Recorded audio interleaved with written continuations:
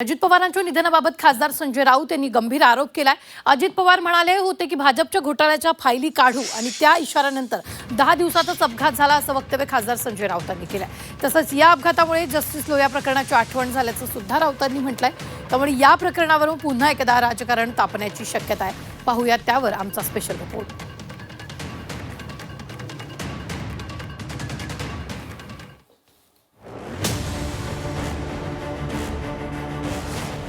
भाजपच्या फाईलचा विषय काढला, 10 दिवसात अपघात झाला।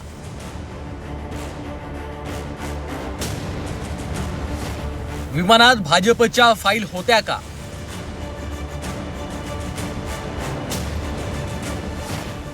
अजितदादांचा मृत्यू घातपात असल्याचा राऊतांना संशय। अजित पवारांचा विमान दुर्घटनेत मृत्यू झाल्यानंतर त्यांचा मृत्यू म्हणजे अपघात नव्हे तर घातपात आहे असा आरोप विरोधक करू लागले। घातपाताचा आरोप करण्यात सगळ्यात पुढे संजय राऊत आहेत। अजित पवारांनी भाजपच्या भ्रष्टाचाराच्या फाईलचा विषय काढला आणि 10 दिवसात त्यांचा विमान अपघातात मृत्यू झाला असा आरोप राऊतांनी केला आहे। अजितदादांच्या मृत्यूनं जस्टिस लोया यांच्या मृत्यूची आठवण झाल्याचं राऊतांनी म्हटलंय। अपघातग्रस्त विमानातून अजितदादा फाईल बारामतीला नेत होते का असा सवालही त्यांनी उपस्थित केला आहे। अजित पवारांनी स्वगृही जाणे हा भारतीय जनता पक्षाचा पराभव आहे। देशातल्या राजकारणाला कलाटणी देणारा तो निर्णय ठरला असता आणि भारतीय जनता पक्षाची जी दहशत आहे ती मोडून गेली असती। अजित पवार मागे फिरले असते तर नंबर 1, अजित पवार जे वारंवार सांगत होते माझ्याकडे भारतीय जनता पक्षाच्या घोटाळ्याची फाईल आहे आणि मी उघड करीन, हे त्यांनी 15 जानेवारीला सांगितलं।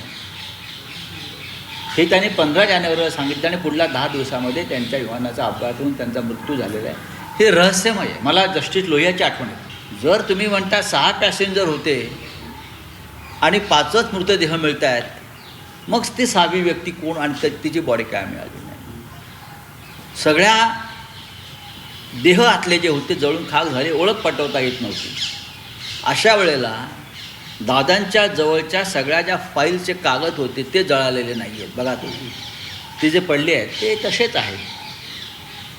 काय दादांबरोबर ती भाजपच्या भ्रष्टाचाराची फाईल होती का? मुंबईतून घेऊन चालले होते बारामतीत सुरक्षित ठेवायला?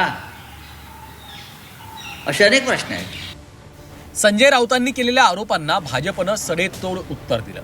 संजय राऊतांनी केलेले आरोप बिनबुडाचे आहेत। संजय राऊतांकडे ती फाईल असेल तर त्यांनी आंतरराष्ट्रीय न्यायालयात जावं असा पलटवार भाजपनं केला आहे। संजय राऊतांनी ती फाईल घेऊन जावं, त्याची पूर्ण चौकशी करावी आणि त्या पूर्ण चौकशीमधनं भारतीय जनता पार्टीबद्दल एखादा काही पुरावा असेल, कच्चा चिटोरा असेल तर त्यांनी आंतरराष्ट्रीय न्यायालयामध्ये दाद मागावी।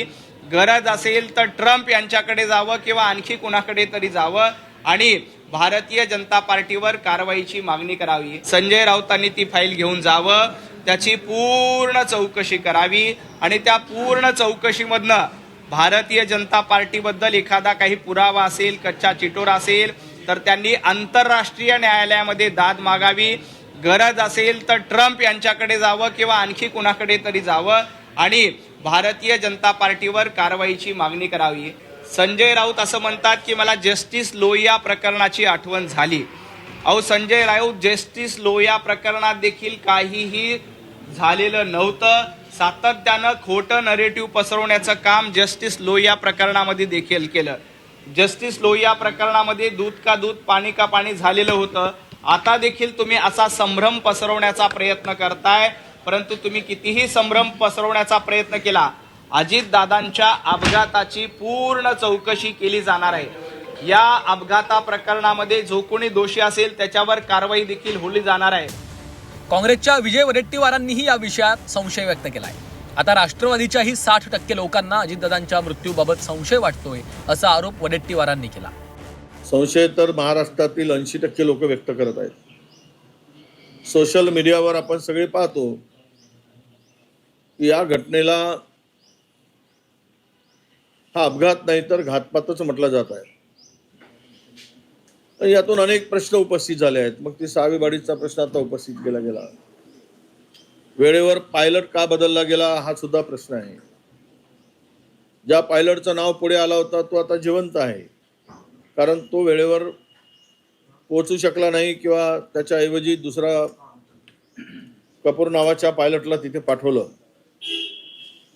पण एक नक्की की दाल में कुछ तो काला लगता है आणि याची चौकशी निपक्ष होणे आणि त्यातून जे काय हे पुढे येईल ते सत्य असं समजावं लागेल. भाजप नेते चंद्रशेखर बावनकुळेंनीही विरोधकांच्या आरोपांचा खरपूस भाषेत समाचार घेतला. विरोधकांच्या या आरोपानं महाराष्ट्राची संस्कृती बदनाम होत असल्याचा आरोप बावनकुळेंनी केलाय. असं आहे, या महाराष्ट्राला कलेक्शन करू नका, या महाराष्ट्राला राजकारणाकरता इतकं खाली देऊ नका की महाराष्ट्राची पॉलिटिशियन जाईल.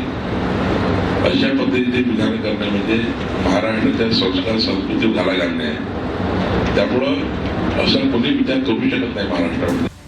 संजय राऊतांनी घातपाताचा आरोप करून एका नव्या चर्चेला तोंड फोडलं. राऊतांच्या या आरोपांनी राष्ट्रवादीच्या कार्यकर्त्यांच्या मनात संशय मात्र दाटून आलाय हे नक्की. नवी दिल्लीवरून उर्वशी खोनासह ब्युरो रिपोर्ट झी 24 तास, मुंबई.